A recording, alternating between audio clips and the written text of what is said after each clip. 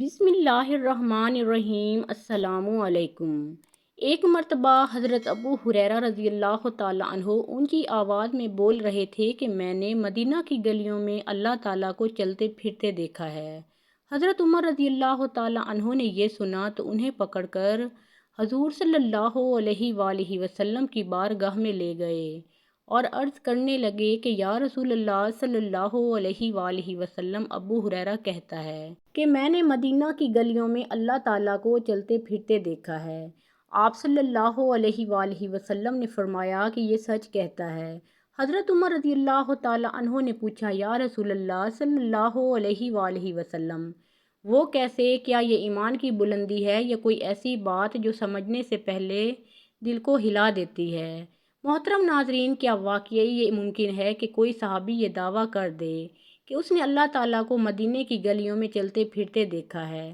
کیا یہ بات ایمان کی حد کو چھو رہی ہے یا اس میں کوئی ایسی گہری حقیقت پوشیدہ ہے جسے سمجھنا ہر عام انسان کے بس کی بات نہیں؟ اور کیا صحابہ کرام رضی اللہ تعالیٰ عنہم کے دور میں ایسی باتیں اس انداز سے کہی جاتی تھیں یا اس کے پیچھے کوئی روحانی مفہوم ہوتا تھا؟ ناظرین کرام، جب ہم صحابہ کرام رضی اللہ تعالیٰ عنہم کی زندگیوں کو پڑھتے ہیں تو ہمیں ایسے واقعات ملتے ہیں جو بظاہر حیران کر دینے والے ہوتے ہیں، لیکن حقیقت میں وہ ایمان کی گہرائی کو بیان کرتے ہیں۔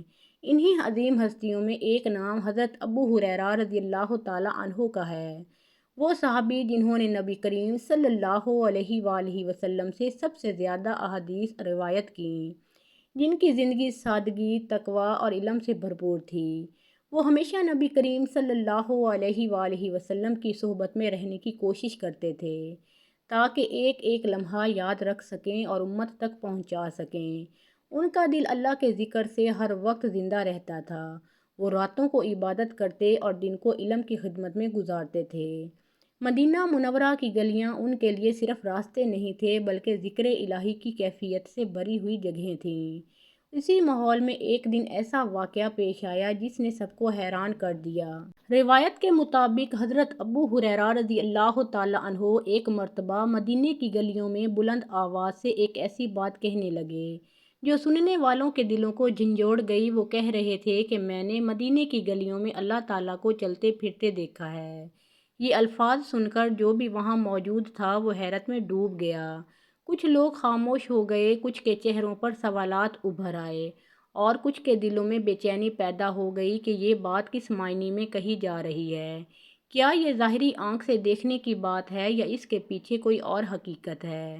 اس لمحے مدینے کی فضا میں ایک خاص سنجیدگی پیدا ہو گئی، کیونکہ صحابہ کرام رضی اللہ تعالیٰ عنہم کے دور میں دین کی بات کو معمولی انداز میں نہیں لیا جاتا تھا بلکہ ہر لفظ کو بڑی ذمہ داری سے سنا اور سمجھا جاتا تھا۔ اسی دوران حضرت عمر فاروق رضی اللہ تعالیٰ عنہ تک یہ بات پہنچی، اور حضرت عمر فاروق رضی اللہ تعالیٰ عنہ وہ شخصیت تھے جو دین کے معاملے میں انتہائی حساس تھے۔ وہ کسی بھی بات کو بغیر تحقیق کے چھوڑنے والے نہیں تھے۔ ان کے دل میں ہمیشہ یہ فکر رہتی تھی کہ کہیں امت میں کوئی غلط فہمی نہ پھیل جائے۔ اسی لیے جب انہوں نے یہ بات سنی کہ حضرت ابو ہریرہ رضی اللہ تعالیٰ عنہ نے مدینے کی گلیوں میں اللہ تعالیٰ کو چلتے پھرتے دیکھا ہے تو وہ فوراً اس معاملے کو سنجیدگی سے لینے لگے، کیونکہ ان کے نزدیک دین کا ہر لفظ انتہائی اہمیت کا حامل تھا اور کوئی بھی بات بغیر وضاحت کے نہیں رہنی چاہیے تھی۔ اسی سوچ کے تحت حضرت عمر فاروق رضی اللہ تعالیٰ عنہ نے فوراً ایک فیصلہ کیا کہ اس معاملے کی اصل حقیقت معلوم کی جائے تاکہ کوئی غلط فہمی پیدا نہ ہو، اور اسی جستجو نے اس پورے واقعے کو ایک نئی رخ پر ڈال دیا۔ اب یہ معاملہ صرف ایک بات کا نہیں رہا تھا بلکہ ایک ایسا سوال بن چکا تھا جس کا جواب صرف نبی کریم صلی اللہ علیہ وآلہ وسلم کی بارگاہ سے ہی مل سکتا تھا، اور یہی وہ لمحہ تھا جہاں سے اس واقعے کی اصل حقیقت سامنے آنے والی تھی۔ حضرت عمر فاروق رضی اللہ تعالیٰ عنہ جب اس بات تک پہنچے کہ حضرت ابو ہریرہ رضی اللہ تعالیٰ عنہ نے مدینے کی گلیوں میں اللہ تعالیٰ کو چلتے پھرتے دیکھا ہے تو ان کے دل میں ایک خاص سنجیدگی پیدا ہوئی، کیونکہ وہ دین کے معاملے میں معمولی سے معمولی بات کو بھی بغیر تحقیق کے چھوڑنے کے قائل نہیں تھے۔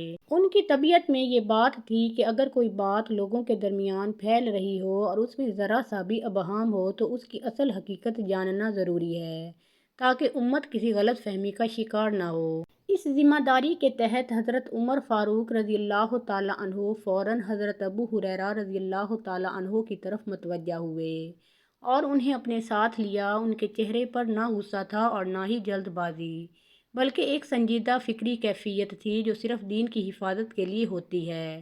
پھر وہ دونوں نبی کریم صلی اللہ علیہ وآلہ وسلم کی بارگاہ کی طرف روانہ ہوئے۔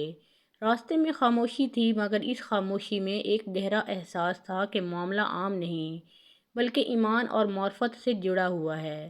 مدینے کی گلیاں اپنے معمول کے مطابق روشن تھیں، مگر اس وقت ہر قدم ایک سوال کی طرف لے جا رہا تھا: کیا واقعی ایسا ممکن ہے کہ اللہ تعالیٰ کو کسی نے دیکھا ہو، یا اس بات کا کوئی روحانی مطلب ہے جو سمجھنے کی ضرورت ہے؟ حضرت ابو ہریرہ رضی اللہ تعالیٰ عنہ بھی خاموش تھے، مگر ان کے چہرے پر کوئی اضطراب نہیں تھا، کیونکہ وہ جانتے تھے کہ ان کا مقصد سچ کو بیان کرنا تھا، نہ کہ کوئی غلط بات پھیلانا۔ حضرت عمر فاروق رضی اللہ تعالیٰ عنہ ان کے ساتھ چلتے ہوئے مسلسل اسی بات پر غور کر رہے تھے کہ امت میں کسی بھی ایسی بات کو بغیر وضاحت کے نہیں رہنے دینا چاہیے، کیونکہ اگر غلط مفہوم پیدا ہو جائے تو بعد میں اسے درست کرنا مشکل ہو جاتا ہے۔ یہی وہ احساس تھا جو انہیں نبی کریم صلی اللہ علیہ وآلہ وسلم کی بارگاہ تک لے جا رہا تھا۔ جب وہ دونوں حضور نبی کریم صلی اللہ علیہ وآلہ وسلم کے سامنے پہنچے تو ماحول میں ایک خاص سکون اور ادب کی کیفیت چھا گئی، کیونکہ صحابہ کرام رضی اللہ تعالیٰ عنہم جب بھی نبی کریم صلی اللہ علیہ وآلہ وسلم کے سامنے کسی معاملے کو پیش کرتے تھے تو ان کے دل میں خوف خدا اور ادب دونوں ایک ساتھ ہوتے تھے۔ حضرت عمر فاروق رضی اللہ تعالیٰ عنہ نے نہایت ادب کے ساتھ عرض کی کہ یا رسول اللہ صلی اللہ علیہ وآلہ وسلم، ایک معاملہ پیش آیا ہے۔ اور پھر انہوں نے پوری بات بیان کی کہ حضرت ابو ہریرہ رضی اللہ تعالیٰ عنہ یہ کہتے ہیں کہ انہوں نے مدینے کی گلیوں میں اللہ تعالیٰ کو چلتے پھرتے دیکھا ہے۔ یہ سن کر مجلس میں موجود ہر شخص کے دل میں ایک لمحہ کے لیے توقف پیدا ہوا، کیونکہ یہ کوئی عام بات نہیں تھی بلکہ ایک ایسا جملہ تھا جو ایمان اور معرفت کے گہرے مفہوم سے جڑا ہوا تھا۔ حضرت ابو ہریرہ رضی اللہ تعالیٰ عنہ بھی خاموشی سے کھڑے تھے اور ان کے چہرے پر کوئی خوف نہیں تھا، کیونکہ وہ جانتے تھے کہ وہ اپنی بات سچائی کے ساتھ بیان کر رہے ہیں۔ اب یہ لمحہ انتہائی اہم تھا، کیونکہ فیصلہ اور وضاحت صرف وہ ذات دے سکتی تھی جن پر وحی نازل ہوتی تھی، اور وہ تھے نبی کریم صلی اللہ علیہ وآلہ وسلم۔ مجلس میں موجود ہر شخص کی نظریں نبی صلی اللہ علیہ وآلہ وسلم کی طرف تھیں، اور ہر دل اس انتظار میں تھا اس بات کی حقیقت کیا ہے۔ کیا یہ ظاہری آنکھ سے دیکھنے کی بات ہے، یا اس کے پیچھے کوئی ایسا مفہوم ہے جو عام انسان کی سمجھ سے باہر ہے؟ اور اسی لمحے وہ موقع آنے والا تھا جب اصل حقیقت واضح ہونے والی تھی۔ نبی کریم صلی اللہ علیہ وآلہ وسلم کی بارگاہ میں جب حضرت عمر فاروق رضی اللہ تعالیٰ عنہ نے پورا معاملہ عرض کیا تو اس وقت مجلس کا ماحول بالکل بدل گیا۔ ایک خاص سنجیدگی، ادب اور روحانی کیفیت ہر طرف چھا گئی، کیونکہ صحابہ کرام رضی اللہ تعالیٰ عنہم جانتے تھے کہ نبی صلی اللہ علیہ وآلہ وسلم کے سامنے کوئی بھی بات بغیر حکمت کے نہیں ہوتی، اور ہر سوال کا جواب وحی اور نبوت کی روشنی میں دیا جاتا ہے۔ حضرت عمر فاروق رضی اللہ تعالیٰ عنہ کے الفاظ نہایت مؤدبانہ تھے، لیکن ان کے اندر امت کی خیر خواہی اور دین کی حفاظت کا جذبہ واضح تھا۔ وہ کسی بھی بات کو بغیر وضاحت کے قبول نہیں کرتے تھے، کیونکہ ان کے نزدیک دین میں کسی قسم کی غلط فہمی بعد میں بڑے فتنے کا سبب بن سکتی ہے۔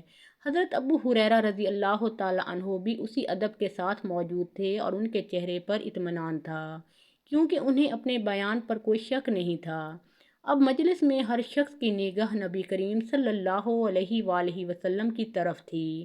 ایک لمحے کے لیے خاموشی چھا گئی، جیسے وقت رک گیا ہو۔ دلوں میں سوال اٹھ رہے تھے کہ اللہ تعالیٰ کو دیکھنے کا مطلب کیا ہے؟ کیا یہ آنکھوں سے دیکھنے کی بات ہے، یا اس سے مراد کوئی اور حقیقت ہے؟ مدینہ کی فضا میں ایک عجیب سامرانی سکون تھا، جیسے ہر چیز اس بات کے جواب کی منتظر ہو۔ نبی کریم صلی اللہ علیہ وآلہ وسلم کی موجودگی خود ہی ایک ایسی کیفیت تھی کہ دل خود بخود جھک جاتے تھے، اور جب کوئی معاملہ آپ صلی اللہ علیہ وآلہ وسلم کے سامنے پیش کیا جاتا تھا تو صحابہ کرام رضی اللہ تعالیٰ عنہم پوری توجہ کے ساتھ ہر لفظ کو سنتے تھے۔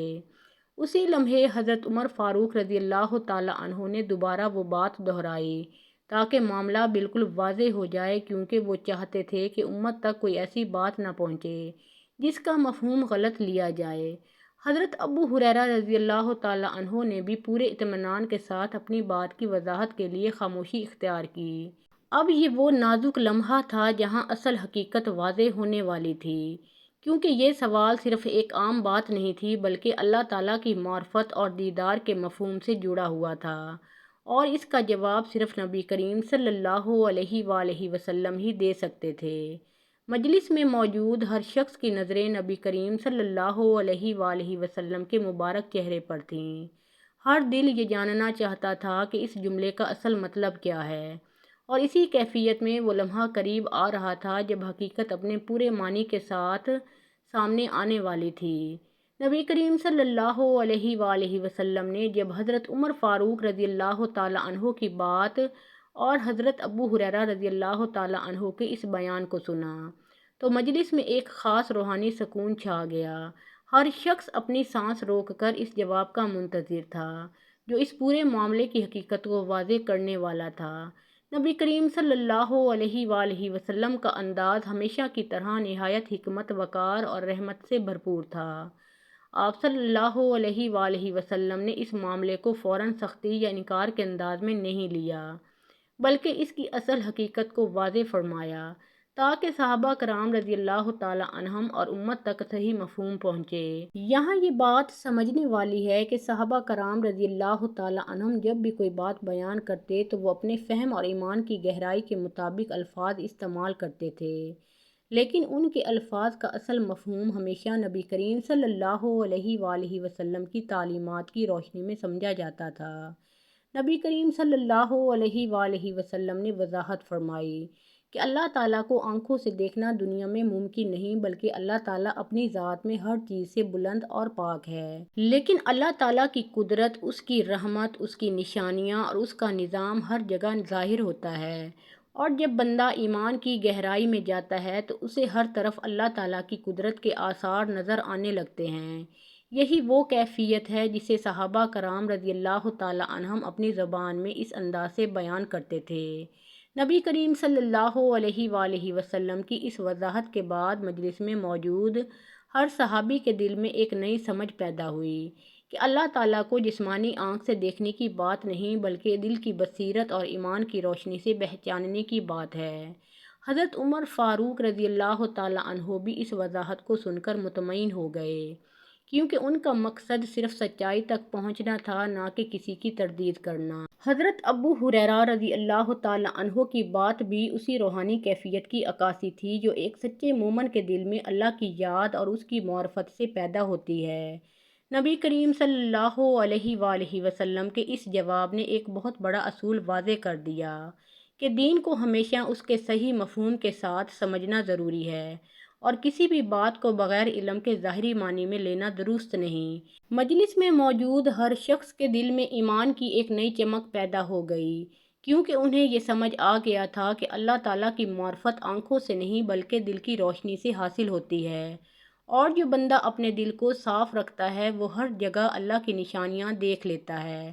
یہی وہ اصل حقیقت تھی جس نے اس پورے واقعہ کو ایک گہرے سبق میں بدل دیا، اور ہر سننے والے کے دل میں یہ بات بیٹھ گئی کہ اللہ تعالیٰ کی پہچان صرف عقل سے نہیں بلکہ ایمان اور یقین سے ہوتی ہے۔ اب جب پورے واقعہ کی حقیقت واضح ہو چکی تو اصل پیغام اور اس کی روح کو سمجھنا اور بھی ضروری ہو جاتا ہے، کیونکہ صحابہ کرام رضی اللہ تعالیٰ عنہم کے ایسے الفاظ صرف ظاہری معنی کے لیے نہیں ہوتے تھے بلکہ ان کے پیچھے ایمان کی ایک گہری کیفیت ہوتی تھی۔ حضرت ابو ہریرہ رضی اللہ تعالیٰ عنہ جب یہ فرماتے تھے کہ میں نے مدینے کی گلیوں میں اللہ تعالیٰ کو چلتے پھرتے دیکھا ہے، تو اس سے مراد ہرگز یہ نہیں تھا کہ اللہ تعالیٰ جسمانی طور پر کسی شکل میں موجود ہیں، بلکہ یہ ان کے دل کی وہ کیفیت تھی جب وہ اللہ تعالیٰ کی قدرت، اس کی رحمت، اس کے نظام اور اس کی نشانیوں کو ہر جگہ واضح طور پر محسوس کرتے تھے۔ مدینے کی گلیاں ان کے لیے عام راستے نہیں تھے بلکہ انہیں ہر طرف اللہ کی قدرت کے جلوے نظر آتے تھے، اور یہی وہ ایمان کی گہرائی ہے جو ایک سچے مومن کے دل کو روشن کر دیتی ہے۔ نبی کریم صلی اللہ علیہ وآلہ وسلم کی وضاحت فرمانے کے بعد یہ بات مزید واضح ہو گئی کہ اللہ تعالیٰ کو آنکھوں سے دیکھنا دنیا میں ممکن نہیں، بلکہ اللہ تعالیٰ کو اس کی صفات، اس کی نشانیوں اور اس کی معرفت کے ذریعے پہچانا جاتا ہے۔ حضرت عمر فاروق رضی اللہ تعالیٰ عنہ جیسے عظیم صحابی کا سوال بھی اسی احتیاط اور ذمہ داری کا اظہار تھا کہ دین کی کوئی بات بغیر وضاحت کے آگے نہ بڑھے، اور یہی وہ اصول ہے جس نے اسلام کو ایک مضبوط اور صاف فکری نظام عطا کیا۔ حضرت ابو ہریرہ رضی اللہ تعالیٰ عنہ کا بیان دراصل اس روحانی کیفیت کا اظہار تھا جو ایک ایسے دل میں پیدا ہوتی ہے جو ہر وقت اللہ کے ذکر، اس کی عظمت اور اس کی یاد میں زندہ رہتا ہے۔ جب انسان کا دل صاف ہو جاتا ہے تو اسے ہر طرف اللہ کی نشانیاں دکھائی دیتی ہیں۔ درختوں کی حرکت میں، ہوا کے جھونکوں میں، انسان کی زندگی کے ہر لمحے میں اسے اللہ کی قدرت کا احساس ہوتا ہے۔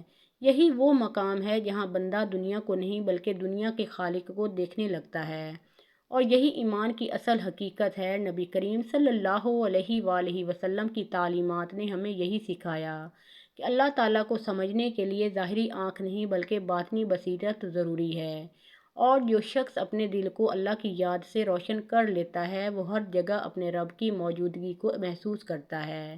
یہی وہ سبق ہے جو اس پورے واقعے سے ہمیں ملتا ہے کہ دین کو ہمیشہ اس کی اصل روح کے ساتھ سمجھنا چاہیے، نہ کہ صرف الفاظ کے ظاہری معنی پر رک جانا چاہیے۔ اور جب ہم اس حقیقت کو سمجھ لیتے ہیں تو ہمارا ایمان اور زیادہ مضبوط ہو جاتا ہے، ہمارا دل نرم ہو جاتا ہے اور ہم اللہ کے قریب تر ہو جاتے ہیں۔ یا اللہ ہمیں بھی ایسی بصیرت عطا فرما کہ ہم تیری نشانیوں کو ہر جگہ دیکھ سکیں۔ ہمیں اپنے ایمان کو مضبوط کرنے کی توفیق دے اور ہمیں ان لوگوں میں شامل فرما جو تیرے ذکر سے اپنے دلوں کو زندہ رکھتے ہیں۔ ناظرین کرام، جب ہم اس پورے واقعہ کی گہرائی میں جاتے ہیں تو ہمیں یہ احساس ہوتا ہے کہ دین کو صرف الفاظ کے ظاہری معنی تک محدود کر دینا درست نہیں، بلکہ اس کی اصل روح کو سمجھنا نہایت ضروری ہے۔ اللہ تعالیٰ کو دنیا میں آنکھوں سے دیکھنا ممکن نہیں کیونکہ وہ ہر چیز سے بلند اور پاک ہے، مگر ایک سچے مومن کا دل جب اللہ کے ذکر، اس کی محبت اور اس کی یاد سے بھر جاتا ہے تو اس کی نظر بدل جاتی ہے۔ پھر وہ اس دنیا کو عام نظر سے نہیں دیکھتا بلکہ اسے ہر طرف اللہ کی قدرت کے جلوے، اس کی رحمت کی نشانیاں اور اس کی حکمت کے آثار دکھائی دینے لگتے ہیں۔ درختوں کی سرسراہٹ میں، ہوا کے جھونکوں میں، دن اور رات کے بدلنے میں، ہر چیز اسے اپنے رب کی طرف اشارہ کرتی محسوس ہوتی ہے۔ یہی وہ کیفیت ہے جسے بعض اوقات لوگ اپنے الفاظ میں اس انداز سے بیان کر دیتے ہیں جو بظاہر حیران کن لگتا ہے، مگر حقیقت میں وہ دل کی گہرائی اور ایمان کی روشنی کا اظہار ہوتا ہے۔ ہمیں چاہیے کہ ہم ہمیشہ دین کو قرآن و سنت کی روشنی میں سمجھیں، کسی بھی بات کو بغیر تحقیق کے آگے نہ بڑھائیں اور اپنے ایمان کو مضبوط بنانے کی کوشش کریں، کیونکہ جب انسان کا دل اللہ سے جڑ جاتا ہے تو وہ دنیا کے ہنگاموں میں بھی سکون پا لیتا ہے، مشکلات میں بھی امید رکھتا ہے اور ہر حال میں اپنے رب کی رضا کو تلاش کرتا ہے۔ یہی اصل کامیابی ہے کہ بندہ اپنے رب کو پہچان لے اور اس کی محبت کو اپنے دل میں بسا لے۔ آخر میں دعا ہے اللہ تعالیٰ سے کہ یا اللہ ہمارے دلوں کو اپنے ذکر سے منور فرما، ہمیں اپنی سچی پہچان عطا فرما اور ہمیں ان لوگوں میں شامل فرما جو ہر حال میں تجھے یاد کرتے ہیں۔ یا رب ہمارے ایمان کو مضبوط کر دے، ہمارے دلوں کو شک، وسوسوں اور گمراہی سے محفوظ فرما اور ہمیں ہمیشہ سیدھے راستے پر قائم رکھ۔ یا اللہ ہمیں اپنے دین کو صحیح سمجھنے کی توفیق عطا فرما، ہمیں علم نافع نصیب فرما اور ہمیں ایسے اعمال کی توفیق دے جو تجھے پسند ہوں۔ یا رب العالمین ہماری خطاؤں کو معاف فرما، ہماری کمزوریوں پر پردہ ڈال دے اور ہمیں اپنی رحمت کے سائے میں جگہ عطا فرما۔ یا اللہ ہمیں دنیا میں بھی اپنی رضا عطا فرما، ہماری زندگی کو آسان بنا دے اور آخرت میں ہمیں جنت الفردوس نصیب فرما۔ یا اللہ ہمیں اپنا دیدار نصیب فرما، ہمیں نیک لوگوں کی صحبت عطا فرما اور ہمیں اپنے محبوب بندوں میں شامل فرما۔ آمین یا رب العالمین۔ محترم ناظرین، اللہ تعالیٰ کے 99 ناموں میں سے ایک نام کمنٹ سیکشن میں ضرور لکھیے۔